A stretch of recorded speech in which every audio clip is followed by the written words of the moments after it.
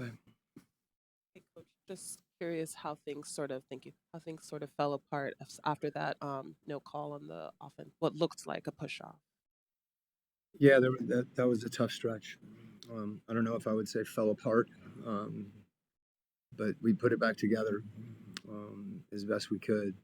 There's going to be stretches in games like that. Um, there's going to be plays in games like that, I should say, and you have to endure them. And those are whatever those catalysts are, because at that point you can't control what just happened. So how we respond to those things mentally, and they don't become compounded. Um, it's something as a team that we need to grow in that area. Coach, both teams obviously shoot the ball very well in this one, but you guys get out rebounded by a good clip. What do you kind of feel like was the biggest issue for you tonight? Yeah, I mean, I thought, in the beginning of the game, I thought we did a really good job on the glass, and we were able to get out, and like we were playing well during that point, and getting stops, and a lot of it just we have to grind on it. I'd like on both ends really. I think to the extent that we can, close that gap, with us getting more offensive rebounds. Um, that's another way to address it. It's the possession game, and it's been something that's been a focal point for us, from day one.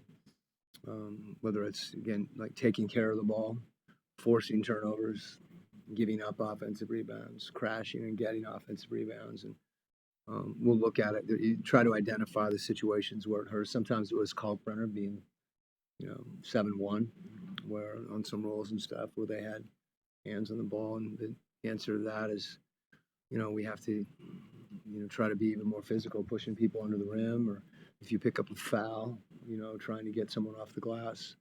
It's kind of whatever it takes. We need to do a better job of it. Okay. You go into it and it's like the game plan. So I think our guys are aware of that. It's just a question of, what can we do to address it, and we'll keep pounding it because it jumps out, right? It is that important. Sorry, Coach. With about 4 minutes to go, Dyson took a Yeah. foul. He had hurt his ankle and had asked to come out of the game. And I know him and know how tough he is.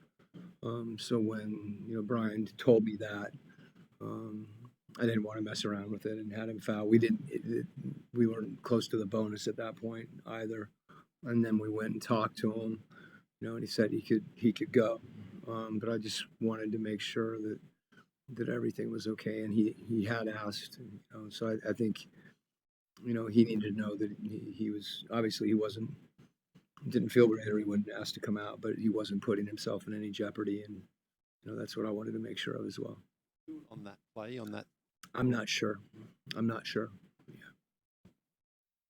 I know the offense really seemed to flow most of the night, but I got kind of a drought late with some missed threes. Were you okay with the process late, just missing shots, or what did you see at the end? Yeah, I thought we did a pretty good job with our spacing, which got us the threes.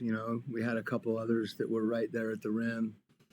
A couple like layups that could have gone and flipped out, but yeah, you want those shots to go in. You hit a couple and they miss a couple, and maybe you have a different game. But I thought by and large, I thought Jaylen did a really good job of picking his spots. He was patient throughout the game, and then there hit a point where he imposed himself on the game, which I thought was good. Him finding that rhythm is important for us. Hey, Coach, you just touched on Jaylen's offensive process. In tonight's game, Charlotte, of course, was dominant on the offensive glass, but particularly when he was off the floor, they got 60% of their misses. When you think got about the numbers his, quick. I got it. But when you think about his responsibility as both like the lead offensive initiator and also the best defensive rebounder on the team, how do you think his shared responsibilities should be adjusted going forward? Yeah, I think those things can coexist. Really, in fact, I think they need to. I think to the extent that Jaylen is drives a lot of things for us offensively. I want him to do the same thing on the defensive end. And that's for all our guys. To the extent that he's defensive rebounding, he has to do that. Other guys got to do it. Defensively, in order for us to be successful defensively, our margin is small. And so when someone gets beat, we've got to come over early on our help. And that was a number of those. It was a lot of times it's rotational rebounding for us, where, even if we don't get beat badly in a closeout, we put ourselves in a position where we are able to help one another. And then it's that next guy sinking down.